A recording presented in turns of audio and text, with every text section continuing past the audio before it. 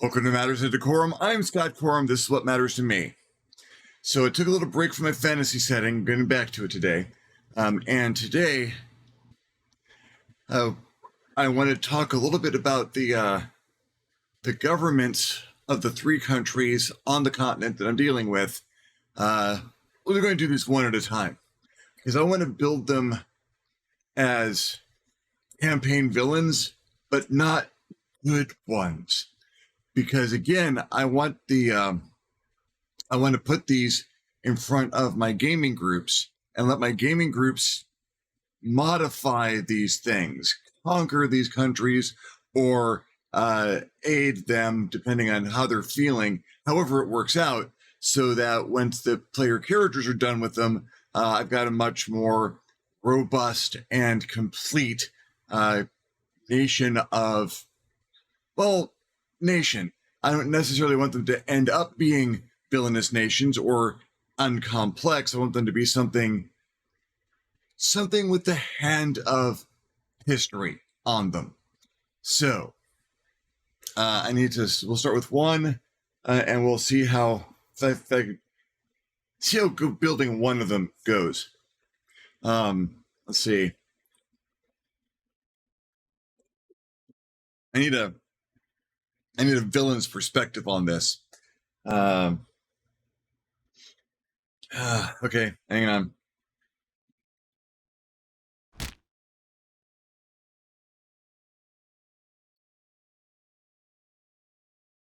So, villainy. Talking about not necessarily the best villain, because we want this place to be something the player characters will feel a need to change. Something that is adequate as a starting point for characters, but that is going to grate on them over time. Perhaps just by the nature of the land that they are in, induce changes and discontent and a desire to reach out and make things different. If I were doing this in a modern era, I'd be a little bit more comfortable with that. This might not work. Oh, wait. Fantasy.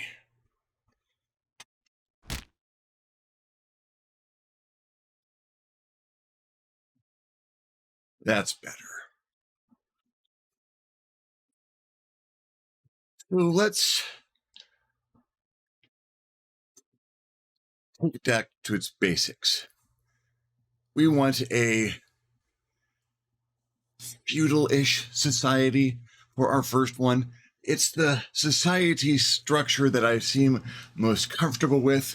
I use it most easily. It comes to mind fresh. So we'll start with a feudal society. Of the three societies we're eventually going to deal with, this is not going to be the norm. This is going to be just one of three. There is a king. I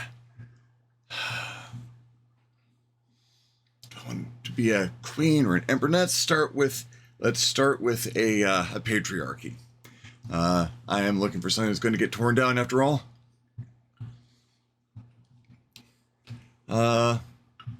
King, a queen, prince, a princess. Let's make it a nice nuclear family.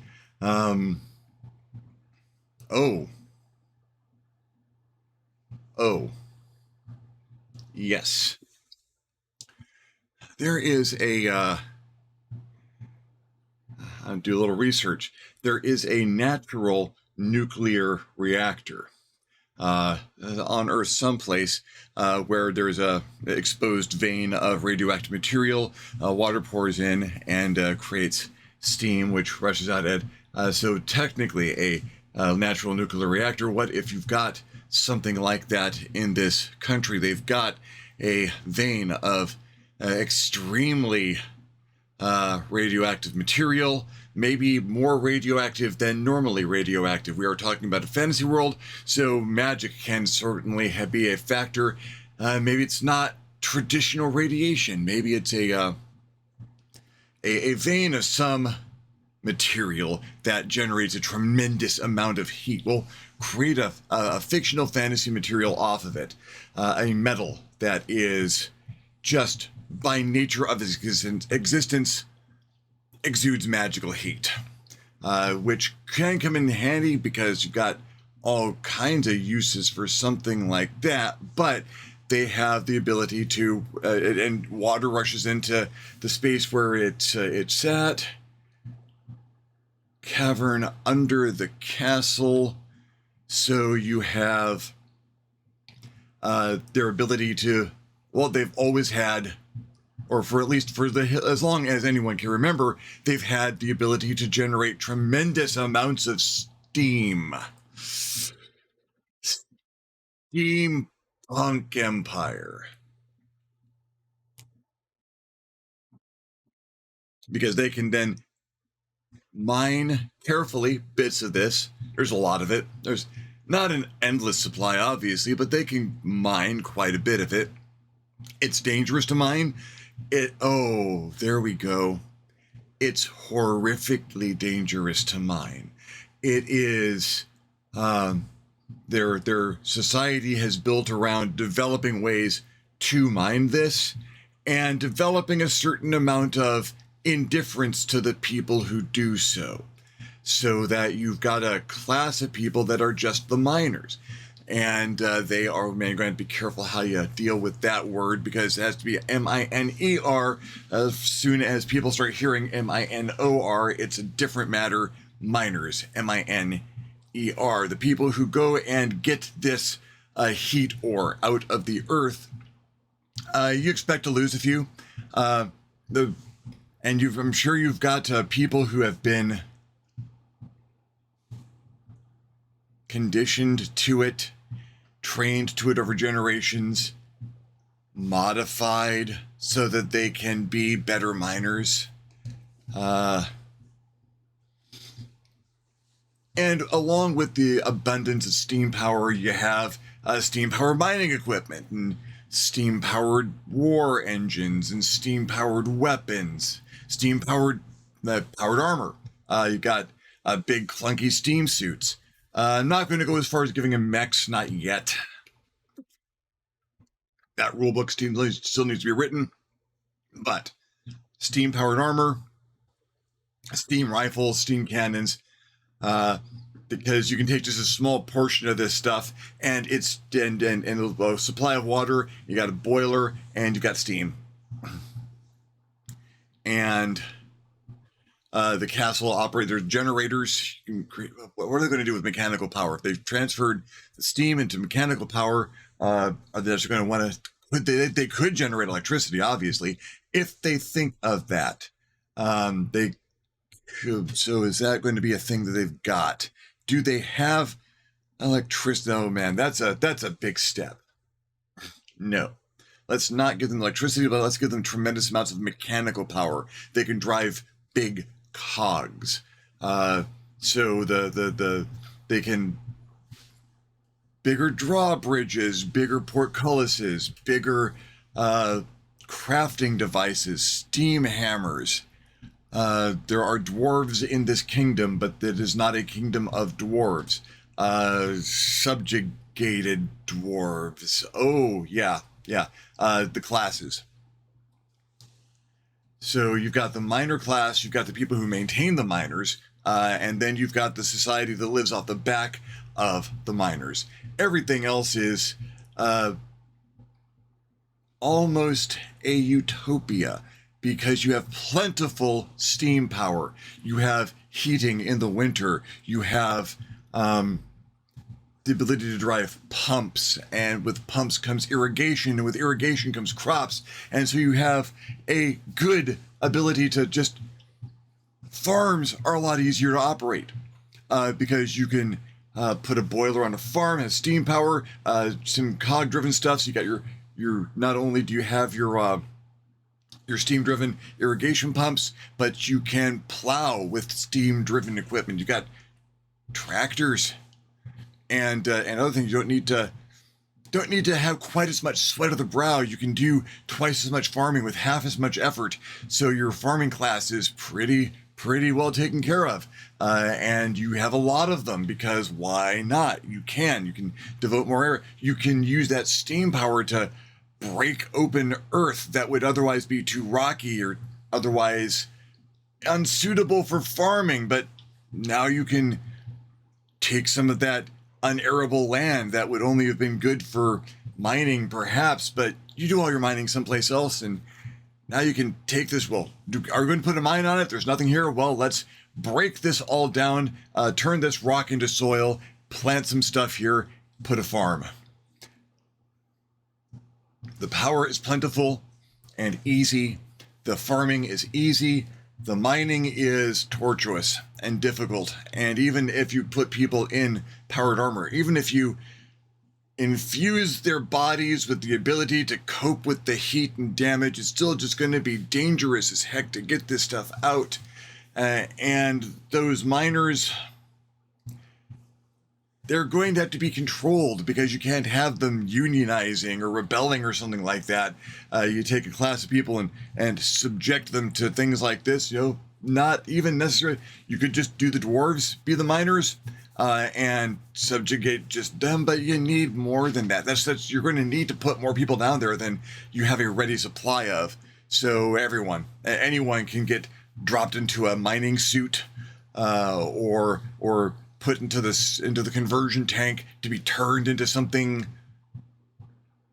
mindless, a mind-controlled, nearly lobotomized creature that is resistant to the heat, that can get down there and do the work without complaining, practically not even needing to eat, can probably be converted to live off of things that are down in the mines that you never need to worry about their concerns, their freedom, their health. You can just make more. So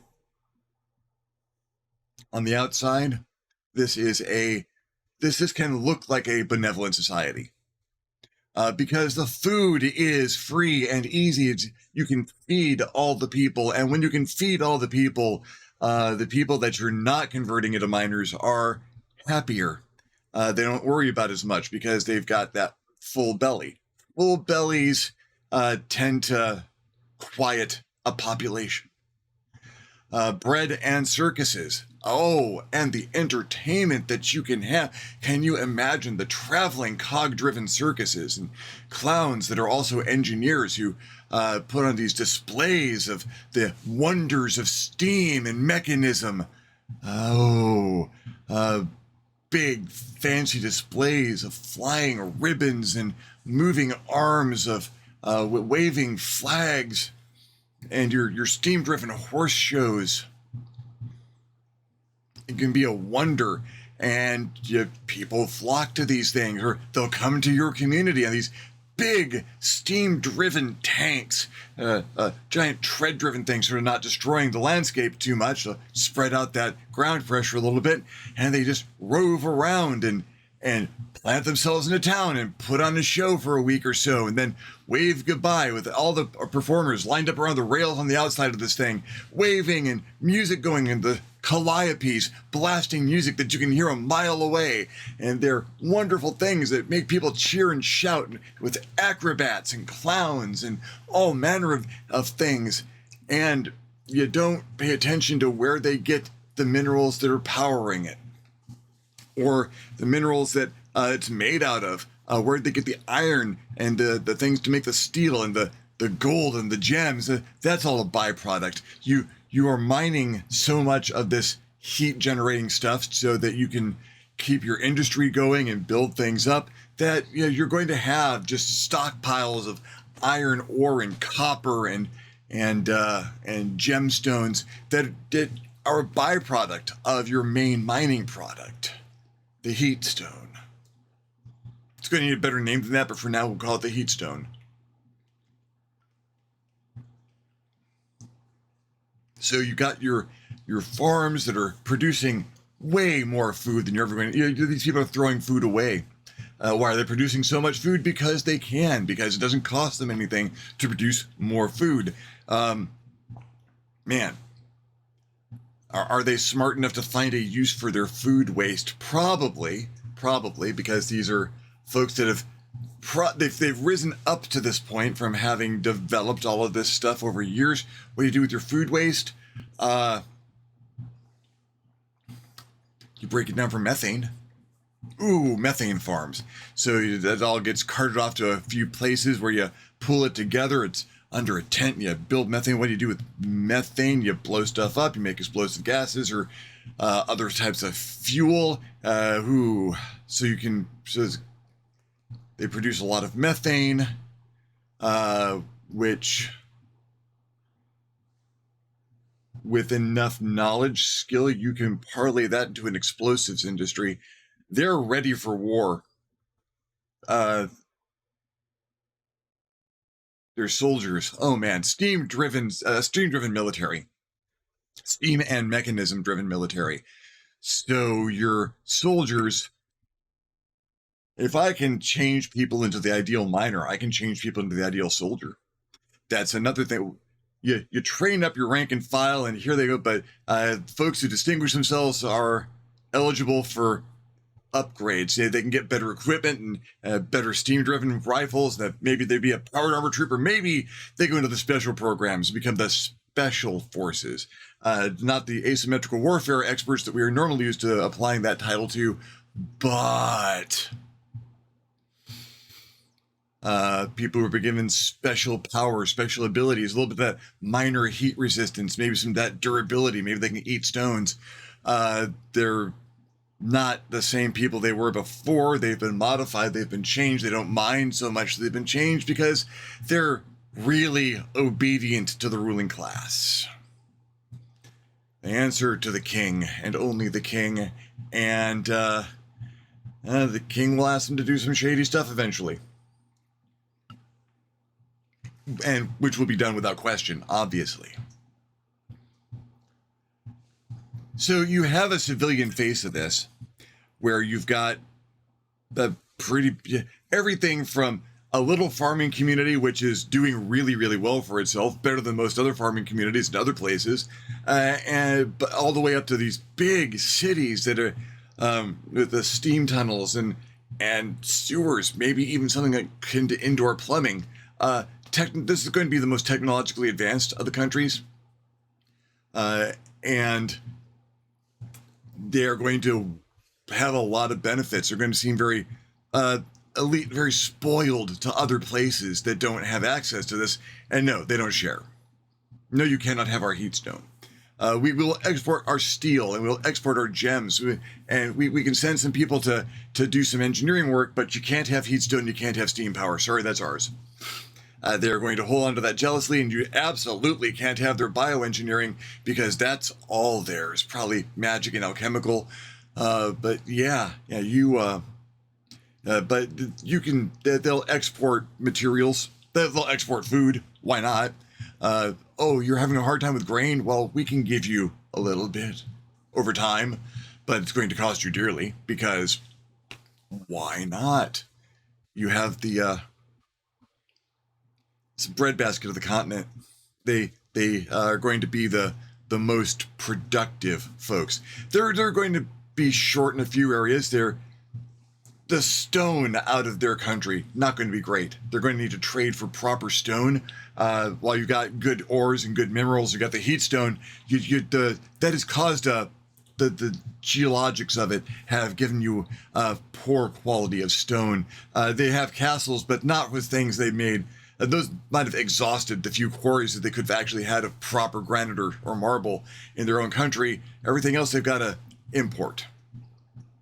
And you can't do a lot off of their shores. They do not have a good fishing population. Again, because the waters around their part of the continent, a little bit too warm to support the right kind of fishing and the right kind of biome for their waters are not dead exactly, but what those waters produce, not really palatable. You got these snails that feed off of ferrous materials and generate actual iron shells for themselves over time. Yeah, stuff like that is going to happen. They're going to have a very mineral-rich water, so there's going to be mineral-rich ocean life in that area that is really, really hard to eat, harder to catch, and would just love to eat anyone trying to come out to catch them. Sharks with steel teeth and chainmail skin. Oh man, that's a whole thing, isn't it? It's a harsh land. It's going to be a harsh place to live until you unlock the power that it has. So these people have been through some stuff, and they are reaping the benefits of having conquered the resources of the land. Reaping those benefits, but at the same time, not being all that into sharing. This is ours. We fought for this. We won this. If you're a citizen of this country, you have no idea probably that things are this bad. The next generation is never going to know the full extent of what the previous generation's been through. And vice versa. We're like 5 generations out from things having been really, really rough, and they've been developing and making things easier all along. So this generation is, they are born to some privilege. There's decent education. There's food aplenty, and you can, and once a season, a circus comes to town, and everyone has fun, and maybe you want to be a circus performer when you grow up, because that's an option, because those things are huge and constantly need people. You've got a life of, I can work on the farm, pushing buttons and pulling levers, or I can go learn how to fix this stuff, which is a prestigious thing. I'm going to be an engineer when I grow up and learn how to make all this stuff work and keep the society going. And you're going to be really valued and given jobs and opportunities, because that's the direction that you're going. It's going to be a wonderful place to live, unless you are close to the mines. Regular folks do not get to go close to the mines. Those areas are kind of closed off and isolated for reasons. And why would you want to go there anyway? That's not pleasant. Over here, there's a circus. Look at the circus over here. Have some of the great food over here. Don't go over there. No, that's no place you want to go. Just don't get convicted of a crime. Don't get convicted of the crime, or you will absolutely go see what the mines are like. Oh yeah, there we go. That is why it starts to look bad. Are there thieves guilds? Yes, they're very careful too, because if the thieves guild goes wrong, then those people are all going to the mines. And you don't argue with the king. King has a decree. Well, we need to change the tax structure. Well, I don't know if I want to do that. Oh, you don't. Well, why don't you come and have a chat about why you don't want to do that? Then you can go work in the mines. Working in the mines becomes synonymous with being sent to hell. Their language is going to change around that. Yo, go to the mines. Why don't you go dig? That's going to be one of the worst things you can tell someone. Go dig and rot.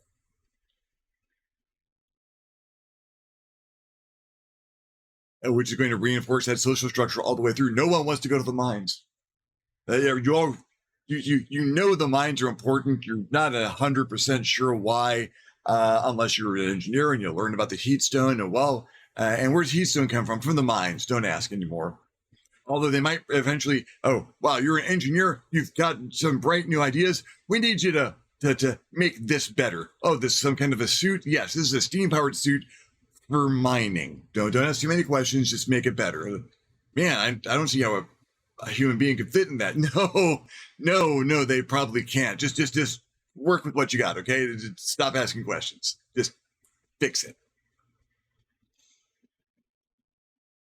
So you have a society that on the outside can look benevolent. The people are, for the most part, really, really happy. They've got everything that they need. They have opportunities to grow. They don't feel like they're constrained, because a lot of work goes into not making them feel like they're constrained. They have circuses, they have food, they have education, upward mobility. Well, anyone can become the baron of a city if they work really, really hard. As that, probably not. But why would you want any more than that? You practically own the city at that point in time, and there's a baron there right now. They're not going to last forever. And then they might even the royal house might even have people elect their barons. A little taste of a democratic process, which goes no higher than that. You're never going to vote for king, but you can vote for who runs your city. And if that doesn't go well, if the baron doesn't turn in taxes, the baron can go take that administrative skill and apply it in the mines. Oh yeah, you can aspire to the highest office in that city, and if you fail at it, well, you'll never be heard from again, and the next guy hopefully does it better. It feels like a free place to live. It is not. It feels like everyone is treated well. They are not.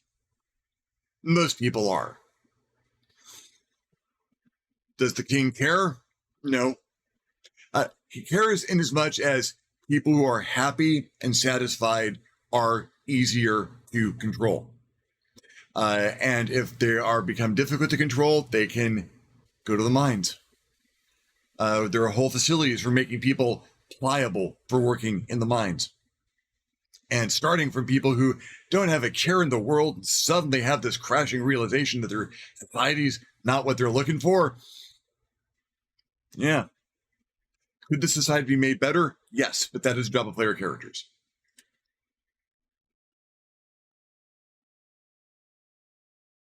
Relian hegemony. Welcome to the Relian hegemony. The royal house has been in charge for 150 years. This is the House of Rel that brought us steam and industry, and who really fought to make sure that the average person in their country doesn't have any wants or any needs of the average person. There's people who step up and really want to work hard, and they can rise in society and rise in city government, rise in a guild, maybe even rise in education, become a valued engineer, maybe go to the Royal Engineering Academy where you learn all the things about how things operate in this country, but you can't tell. You might never leave that academy, but going to that academy, that's a high honor because they tell you it's a high honor.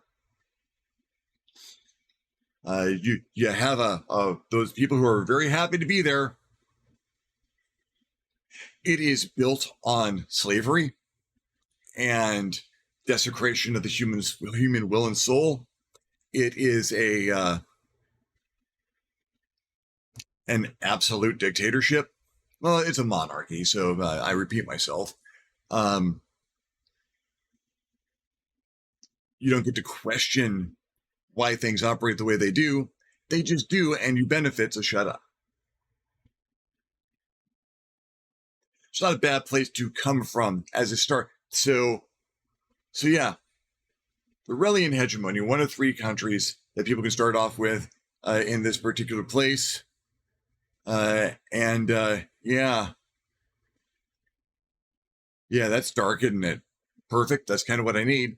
They're not big on magic. They are big on artifice, big on alchemy, but not so much big on, they might have a few wizards, not a lot of big magic there because they don't really need a lot of big magic because they've got steam cannons, and steam cannons often trump magic.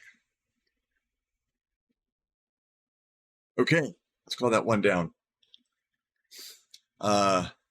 Yeah, that's working. Relian hegemony, first of 3 nations. Yeah. Okay.